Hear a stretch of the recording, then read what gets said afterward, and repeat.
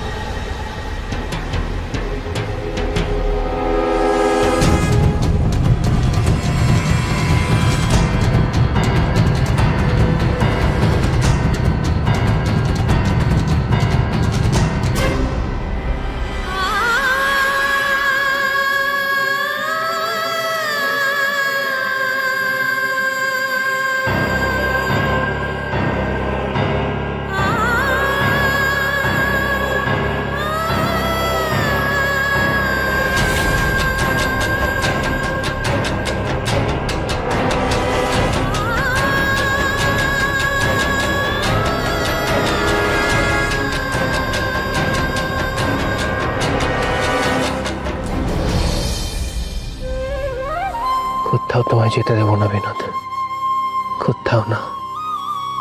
কেউ তোমাকে আমার কাছ থেকে কেড়ে নিতে পারবে না। আমি তোমাকে ভালোবাসি বিনোদ, শুধু তোমাকে। সারা জীবন তোমাকে এইভাবে জড়িয়ে থাকবো। আমি যে পারছি না মহেন্দ্র বাবু, আর কতদিন এভাবে লুকিয়ে লুকিয়ে।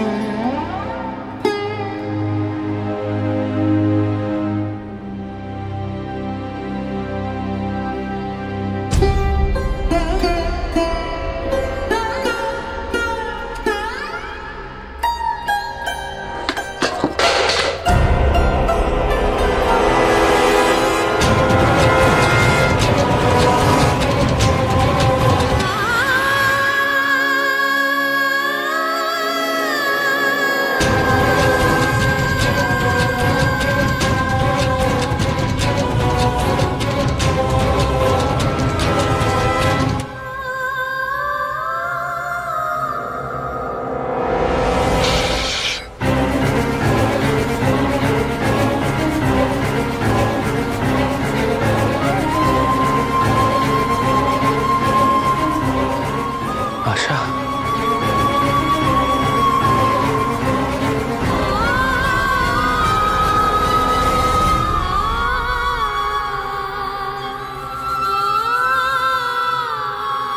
ওকে আটকান মহেন্দ্র বাবু, ওকে আটকান।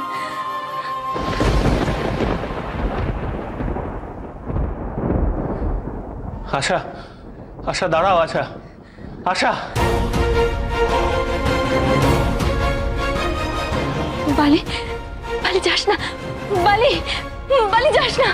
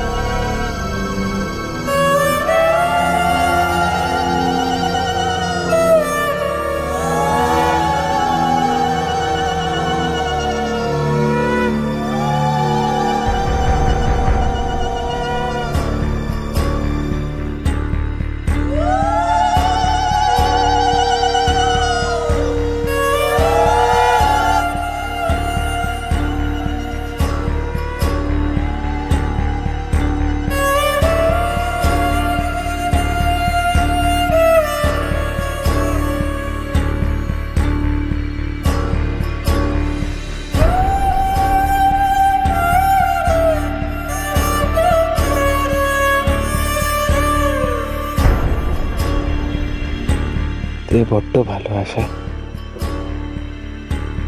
তুমি ঠিক এরকমটাই থেকো।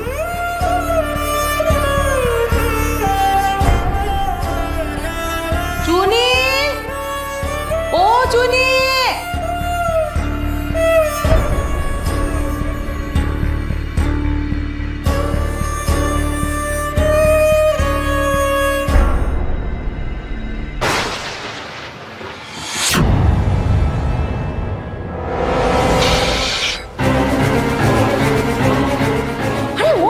কোথায় গেলি বলতে কি? নতুন বউ, ও নতুন বউ, তোমার মা ডাকছেন। চুনি, ও চুনি, দিদি নিচে সবাই তোমার জন্য। কি স্বপ্নে দিদি?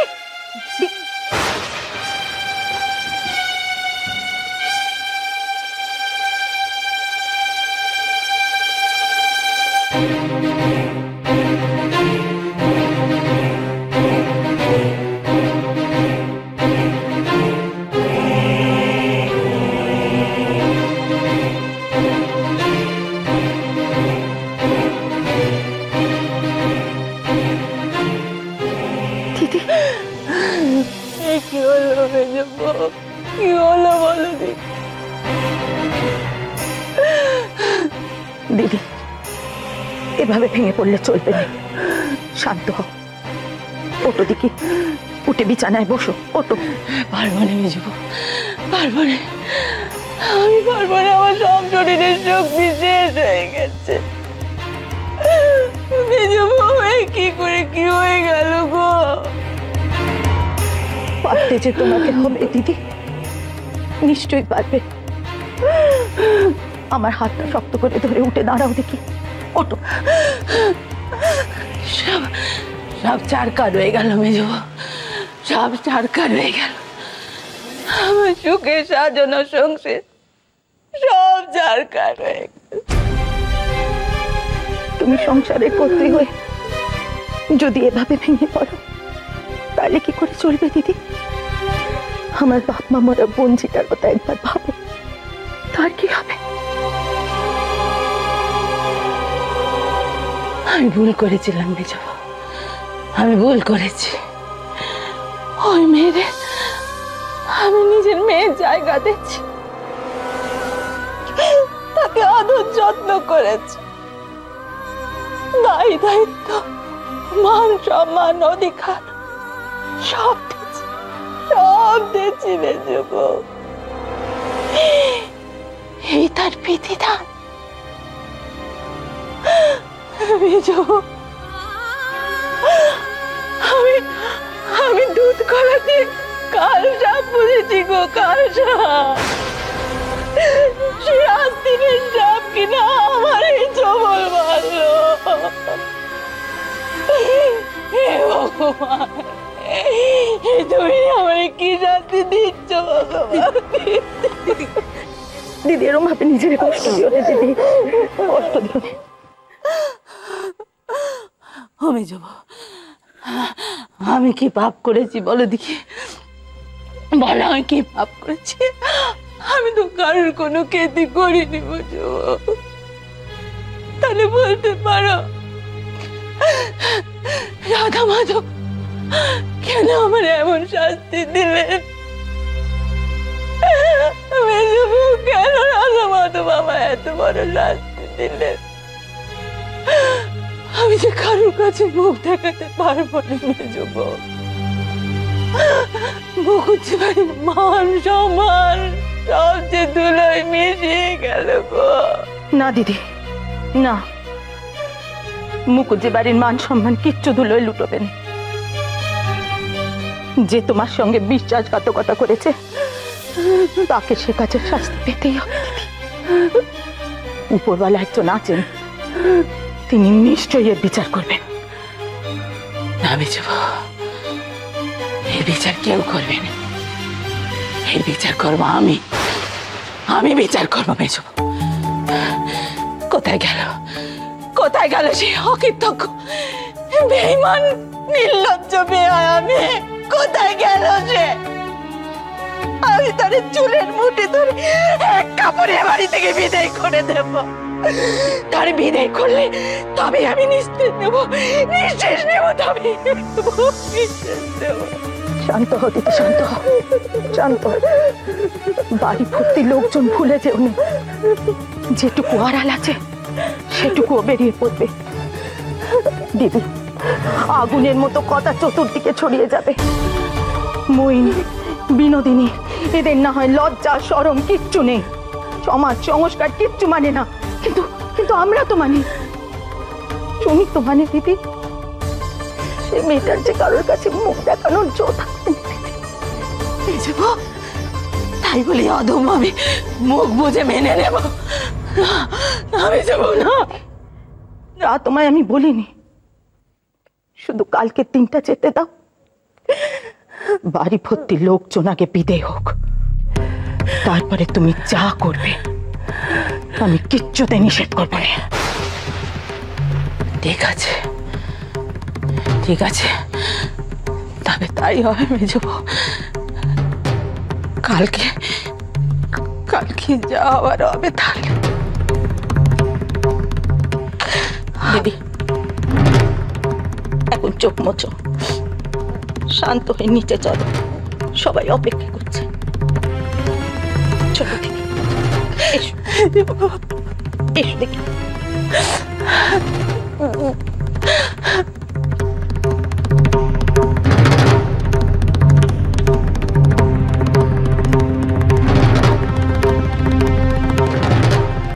ও সহ্য, এই যে মা, বলি কি ব্যাপার কি? হ্যাঁ, সূর্যি ওঠার সময় হয়ে গেল, উনুন কখন নিববে? আর এই মইনের বউ গেছে তো গেছে, এখনো সে তো মাদু নিয়ে নামবার সময় পেল না। এই তোমার সব রান্না তো হয়ে গেছে, এবার নতুন বউ এলেই নিভিয়ে দেবো। হাতেও তো জল ঢালা হয়নি, এই আশামুখ পুরিটা যে কি করছে কে জানে। মহেন্দ্রবাবু বাড়ি নেই কি না? আমার মনে হয় মহেন্দ্রবাবুর বের হয়ে আশা দৌড় দিয়ে কেড়ে ভাসাচ্ছে মুখ পুরি।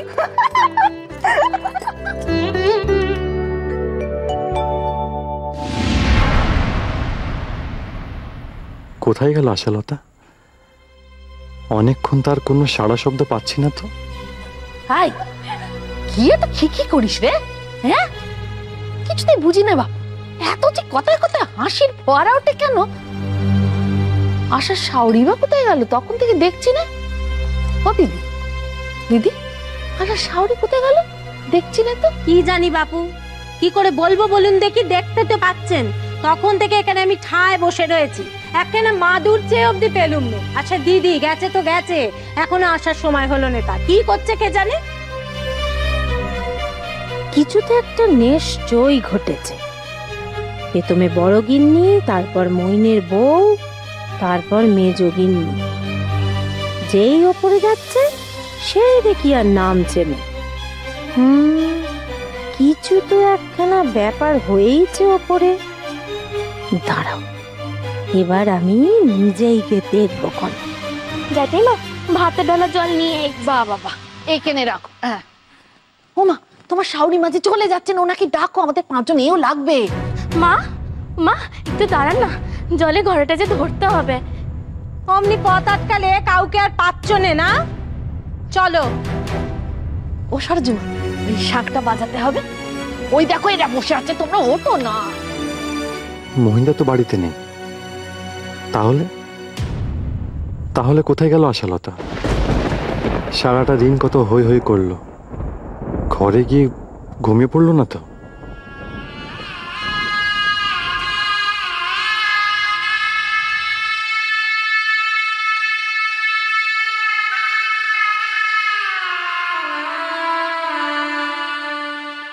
ওই তো আশা মা আসছে।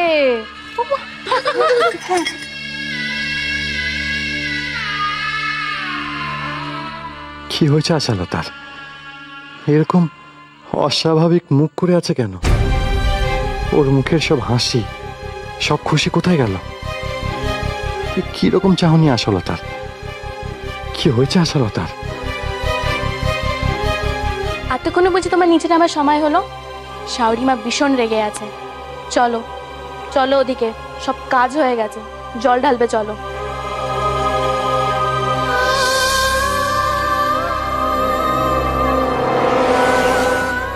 আয় আয় আয়, এদিকে মুখ পুরি আয়, এইটা ধর।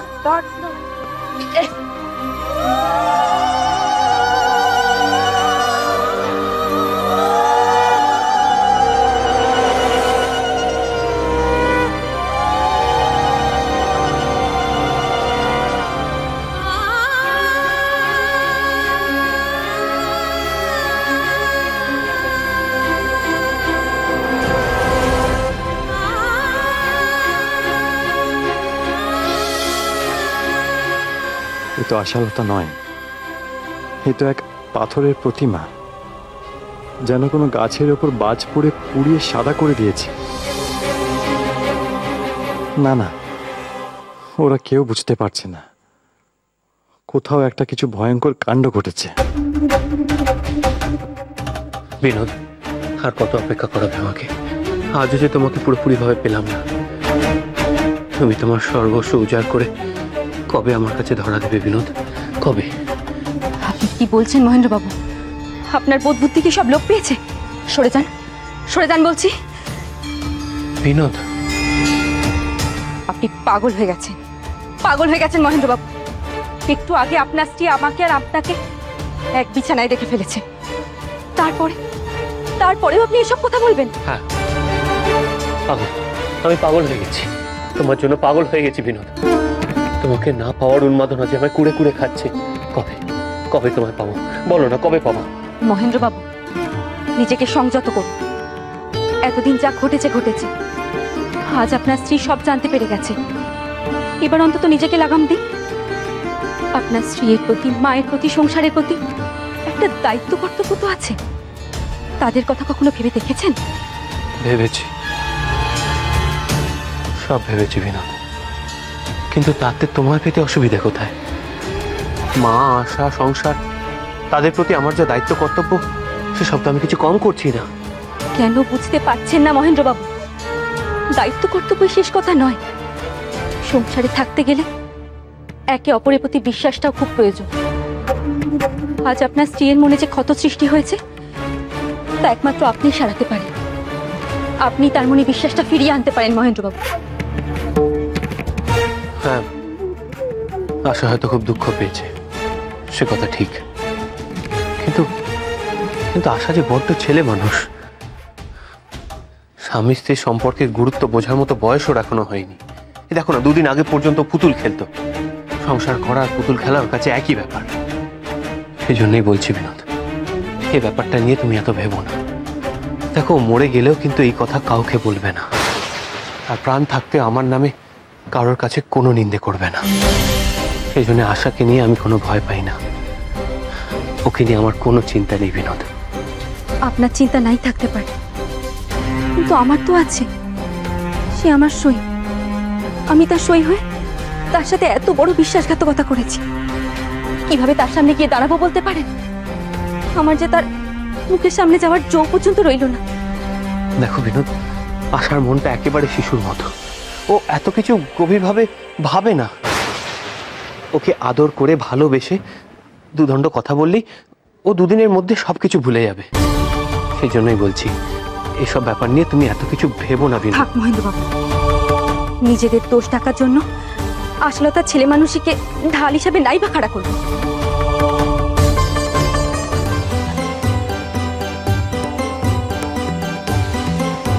দিদি, আর কেঁদো নে, চোখের জল মোছো। বাড়ি ভর্তি লোকজন, কেউ এসে শুধলে কি উত্তর দেবে দিদি?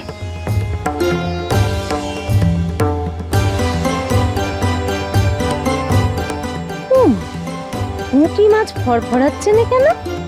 এর আবার হলো কি?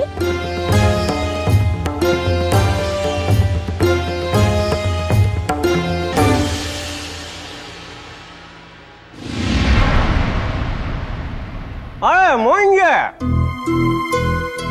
তুমি তো তোমার বন্ধুর বাড়ি গিয়েছিলে, তো ফিরলে কখন? এই তো